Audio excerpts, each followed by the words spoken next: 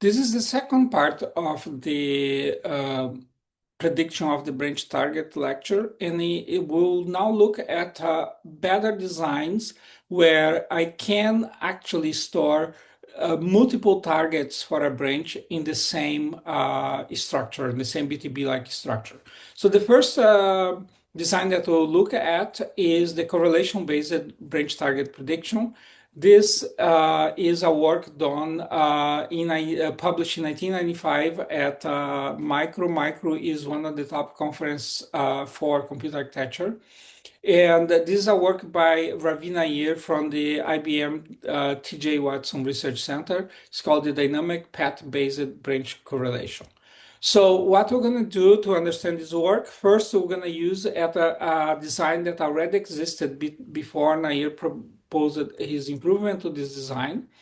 So in this existing design, I have a collection of 2-bit predictor tables, and I have the branch address, and I have a global branch history that tells me how this branch is done in the past. So this is what we are now familiar with, is a shift register that has the outcome of the recent conditional branch. So this is not only the local history, this is a global history. I'm following the outcome of the branch as I execute the program, and I'm going to use this for my prediction. So I'll take some bits from the branch address to select what is the position in the PHTs where I'm gonna search for my prediction. And then I'll take my global branch history to decide which table I'm gonna use. So that's how this design works. So what Nair proposed here is that I can have a path-based correlation predictor. And the novelty that Nair introduced here, you see that we are talking about predicting the target of a branch, and this predictor is actually predicting the outcome of the branch. But the innovation that Nair introduced here is what we're going to show now, that instead of using a global history table, a global history register to just base this prediction on the outcome of earlier branches, what we're going to do is actually look at the branch target address, and we're going to build a path history register to index to select which one of the PGT we're going to use. And the idea that Nair has is that we're going to use multiple branch targets. This is for a polymorphic branch. So we're going to use the branch targets to build the history table. So this design was actually not proposed in the context of a polymorphic branch. It was proposed to predict any branch. So we're going to be looking at the targets of all the previous branches instead of looking the outcome. Of course, we could not concatenate entire targets together to create this pattern history register. So what we'll do is select some bits from the branch target address, and we can do simulation studies to figure out which bits are best selected. But I'll take just some of the bits from this target, and now I'm going to take the same bits from other targets that happen as I execute different branches along the path, and I use this pattern history register now to select my prediction table. So why is this work important? Because this work is paving the way for us to do prediction for polymorphic branches. What we are basing here our prediction is not on the outcome of previous branches, is on the target, the address of the target instructions of those branches.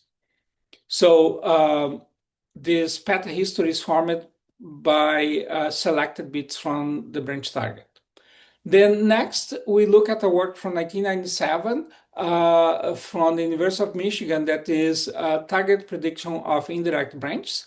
And one of the proposals for this work is that I'm going to take the branch address and I do an XOR with the global history pattern and I use that to access the branch target. So what I have done here, instead of having that structure of the BTB where I take some bits to index and enter in the BTB, and then I have a tag value to then find the target. Now I using the global history pattern and the branch address, and so it's just a G-share style indexing of the BTB. You can see that in this case, the same branch can have multiple entries in the BTP, and each one of these entries could have multiple targets. So this design also allows me to build a prediction of the target of polymorphic branches. There is another design from ISCA 1998 from Drissen and Hosel that is accurate indirect branch prediction. And the idea here is that I'm going to take my global history pattern that are bits that I taken from P targets, and I will concatenate that with the address of the branch that I'm predicting. So, and this is what I'm going to be using to index my branch target. So all those are different designs where I have a more dynamic way to access the targets, and therefore I can have, for a polymorphic branch, I can have multiple targets stored in the structure. So this global history pattern are the targets of recent indirect branches. They contribute to the pattern. So there are several things to consider. One, if I make p equals 0, p is the number of branch targets that I use in that concatenation. So if I make p equals 0, what I have is actually the BTB because I'm using the branch address to access the branch targets. If I have a small p, I'll be able to adapt it to phase changes very quickly because I'm not looking at a long history. If I have a large p, I'm able to capture more complex regularities that I have in the pattern, but there'll be a longer warm-up. In the beginning, I may not do very well.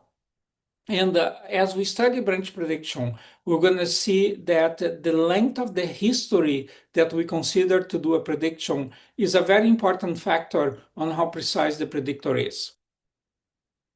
Next, we have a cascade predictor. The idea is from the same authors. This comes from Micro 1998. And the idea is that, again, I want to have an adaptive prediction for the branch target. And the idea here is that I may have a branch that is easy to predict. That means, for example, the branch always has the same target. So that I can use a tagged BTB to predict those branches. And so the idea is that I'm going to have two predictors, one that has, or two structures, one that is a tagged BTB. I take the address of the branch and I find one entry for that branch in the BTB, and that branch contains the only target that this branch ever has seen. Another is that another situation is that I have a branch that keeps changing target quite often. And for those, I'm going to use a two-level predictor. And the idea in this research is that I'm going to have this filter structure where the easy branches are filtered by the tagged BTP, and I'm going to only use the two-level predictor when the branch is hard to predict the target. So I have this first level filtering, and I can do different designs. One, I can have a strict filter. In a strict filter, what happens is that only branches with multiple targets can have entries in the second level predictor. And I can also have a leaky filter. In a leak filter, all the branches enter in both stages, which means that branches that have a single target will also be in the two-level predictor. But then the branches that are monomorphic, those branches that only have one target, that always have the same target, these branches will eventually be displaced from the second stage.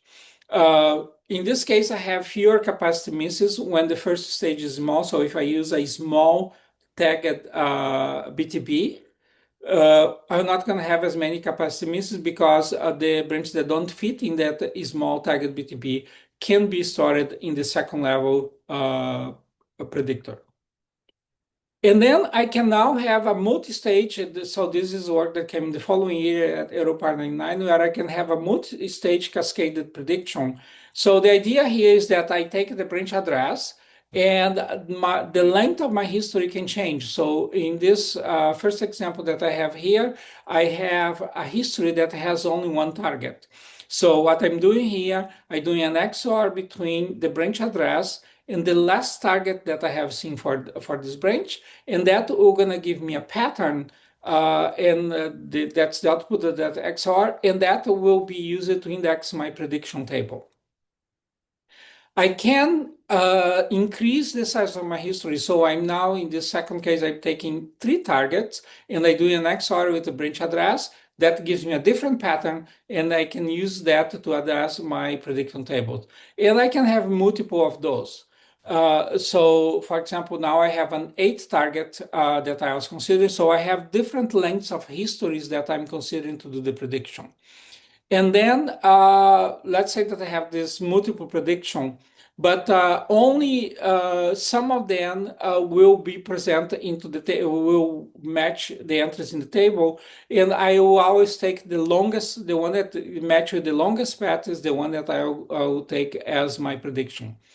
If an early stage predicts correctly, I do not insert the branch into the later stages of this predictor.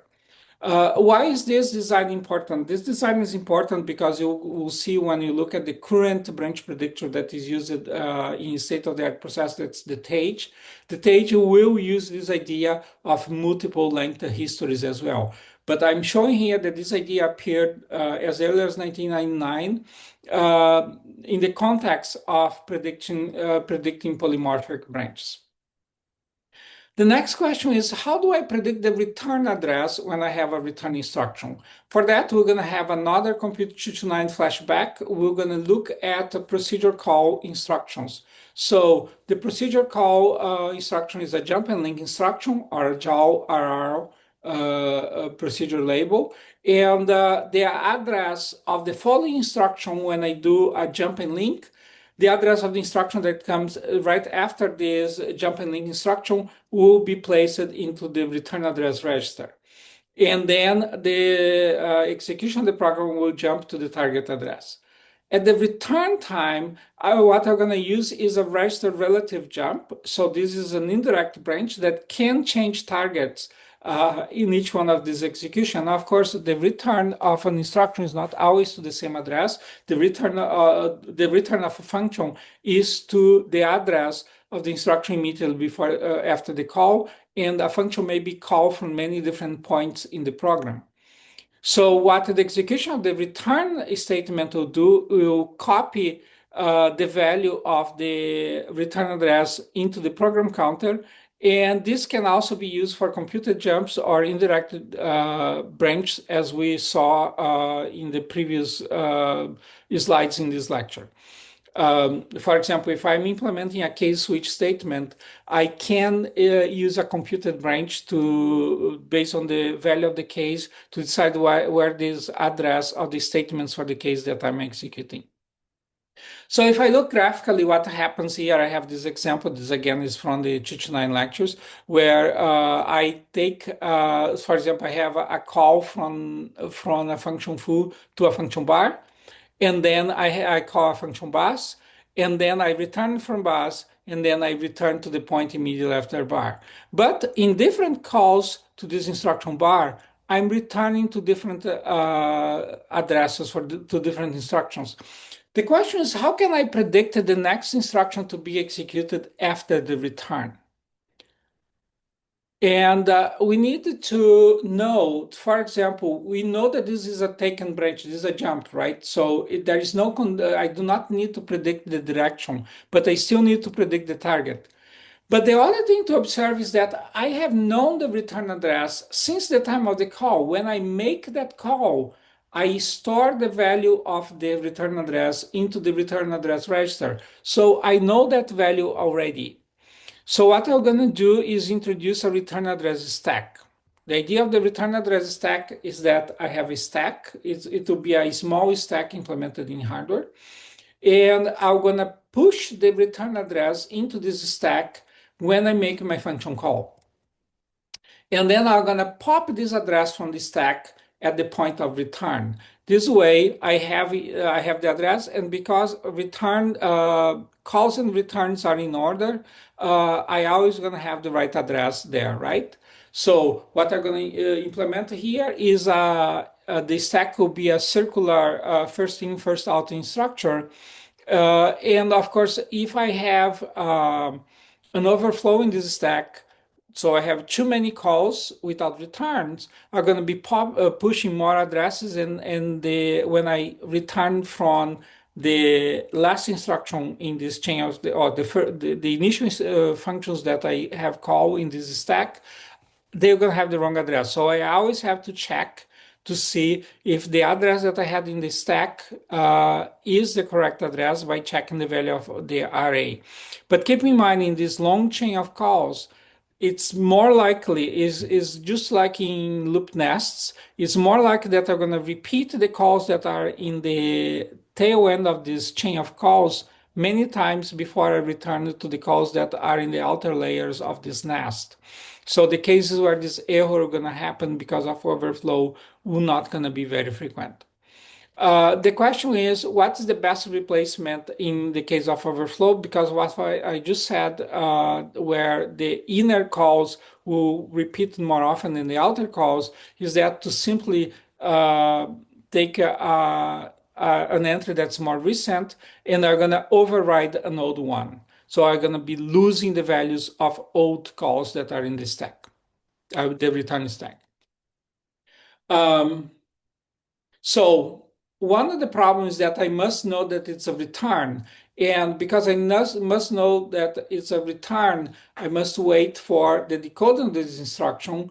And if I had, I will do a BTB misfetch because I'm doing a return prediction, and because I likely to have called this function from many different places, it's likely that I had a misfetch in the BTB, and I'm going to have to wait until the end of the decode stage to squash the BTB misfetch. So as the solution for this is that my return stack are going to store both the address of the instruction and we'll also have the address of the return instruction so that I can do the match with the address, and also going to have return address. So now what will happen is that I can now check the BTB and the return stack in parallel. And if the address that's in the top of the return stack does not match the address of the current instruction, I know that this is not a return instruction. So there are some issues that I still need to solve for the solution. First, I must wait until the first return is processed to know the address. And so it works well if I have a function call in a loop, for example, or even if I have a recursive call, then I would have that return address. And if a function is called each time from a different location, then there is no gain to this because every time it will be different. So if I don't have these loops, it will not going to help me. The other issue that I have to solve with the return address stack is that I may have speculative calls and returns, which means that I can make function calls and execute returns during the speculative path of a branch that may have been mispredicted. So these function calls and returns will execute in the predicted path of a branch. And when they execute in the predicted path of a branch, they will change the values that are in the return address stack. This is speculative execution that may be squashed. So I need a recovery mechanism for the return address stack so that in case of a branch misprediction, I do not mess up with my return address stack. So how I recover the correct value of the return address stack? So when I do a branch prediction, I'll save the pointer to the top of the return address stack. And when the branch reaches the top of the reorder buffer, that is when I know that the branch will commit. There are two situations that could happen. One, if there was a misprediction, I can restore the correct top of the stack that I had saved before. In this way, anything that was pushed into the stack that should not be there will not going to be considered. Of course, I may have written over if my stack was full in terms of the space that I have allocated. I may have written over some other values that were in the stack which are now lost, but I'm not gonna be using the wrong return address next time that I execute a return instruction. Of course, the other case is where the branch was correct, predicted correctly, and in this case, I can just discard that pointer that I had saved. So return stacks are implemented in real architectures. The MIPS R10000 had a one entry return stack. The DEC Alpha 21164 had a 12 entry return stack, and the Intel Pentium 3 had a 16 entry return stack. More recently, in 2024, we have the Zen 5 introducing a larger return address stack. And this is one of the features that AMD advertised as one of the innovations or improvements of the Zen 5 in relation to Zen 4. Zen 4 had only a 32 entry stack. So as you can see, the designers of current architecture are recognizing that the size of the return address stack matters for performance and are doing what they can to increase the size. The same thing is true for the Snapdragon X Elite processor that has a 50 entry return address stack. The next thing that we're going to look is another design choice that is what happens when you get to a branch. Do you need to predict the direction? So when you have two ways to go, I like a quote from The Wizard of Oz where the scarecrow said that some people actually decide to go both ways. And that is the design that we're going to look at now. And it's old design from the IBM 369-1 from the early 1960s.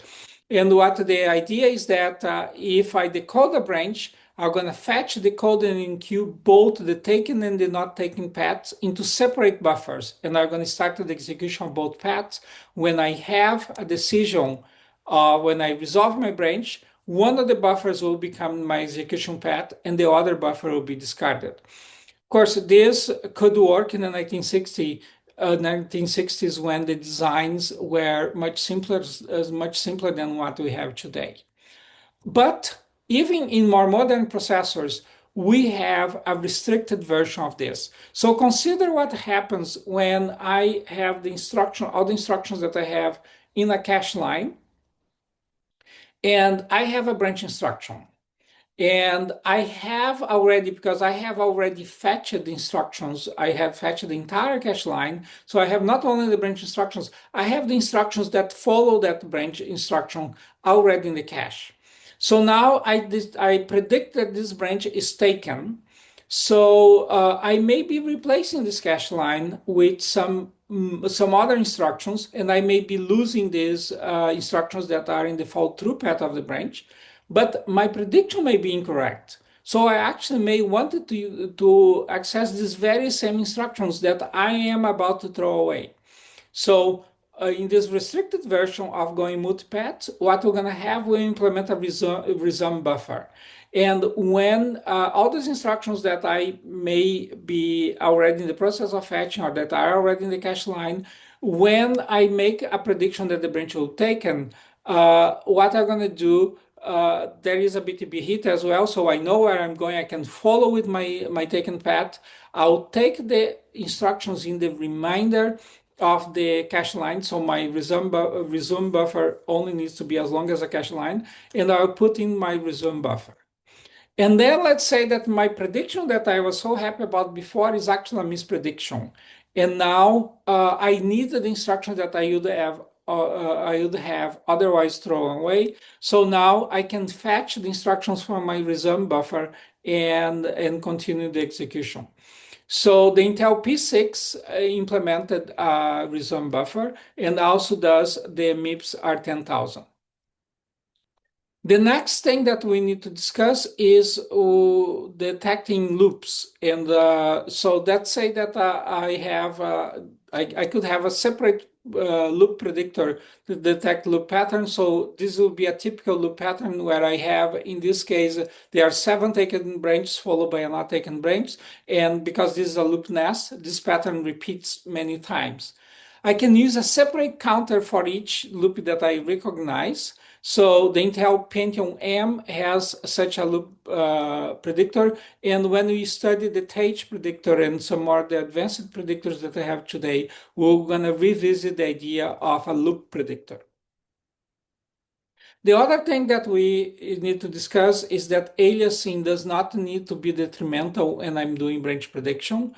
So what happens in aliasing, I have a distinction that I had the branch correlation, that's the global information, and the individual branch patterns, that is the local information that I have for the branch prediction. So I can have actually neutral aliasing. That happens when I have 2 branches that are being mapped to the same entry in the PHT, for example, and they always go the same way. So they actually are reinforcing each other. In this case, the aliasing is not destructive. But I can have destructive aliasing, and that happens between branches with opposite biases. So if one branch is mostly taken, the other branch is mostly not taken, and those 2 branches happen to map to the same entry in my PHT, they will be destroying each other's prediction.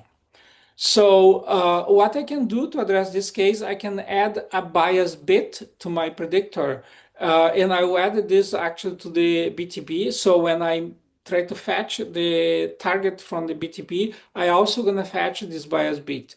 So in this case, if the PhD will predicted whether the direction agrees with the bias bit or not. So instead of the PhD predicting that the branch will be taken or not taken, the PhD will be say go the same way that the bias bit says that it should go. In this case, I have, for example, 2 separate entries I considering in this case tagged BTP with an index. So each one of those branches, because they have different addresses, they go to different places in the BTP.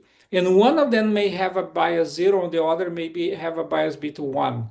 So if the PHT says go the same way as your bias, one will be going not taken, the other will be going taken, even though they are alias, they are not destroying. So in this case, I can have 2 branches that have a strong opposite bias and alias, but they are not going to destroy each other's prediction.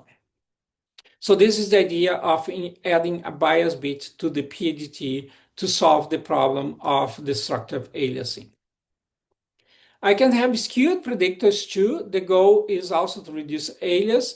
I use 3 PHTs, and I have different hashing functions for each one of those PHTs.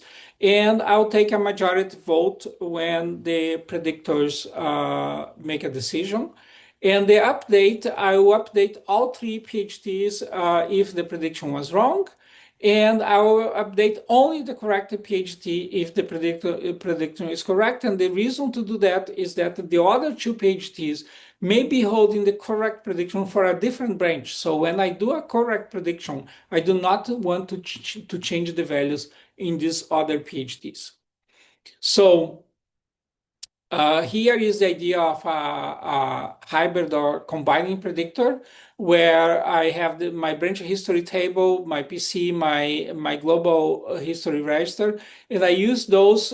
So I use different values to index each one of the PHTs. So I have different PHTs, and then I have the tournament PHT. That the tournament PHT is predicting which one of my predictors, predictor 1 or predictor 2, I should use.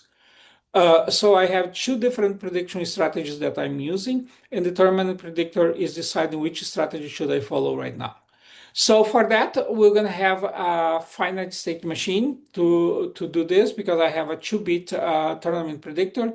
And what the tournament predictor is predicting is which one of the 2 strategies, P1 or P2, I should use. So I have a state that I have a strong belief that P1 is giving me the correct predictions. I have another state where I have a strong belief that P2 is giving me correct prediction. And then I have a state where I have a weak belief that P1 should be used, and another one I have a weak belief that P2 should be used.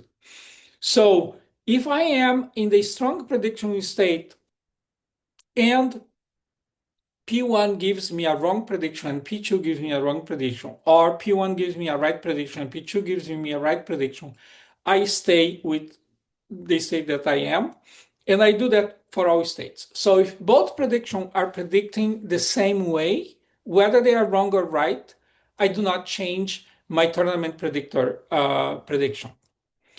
Now, if I am in the strong P1 and P1 gives me a correct prediction and P2 gives me a wrong prediction, I also stay in P1, and that's the same thing for P2.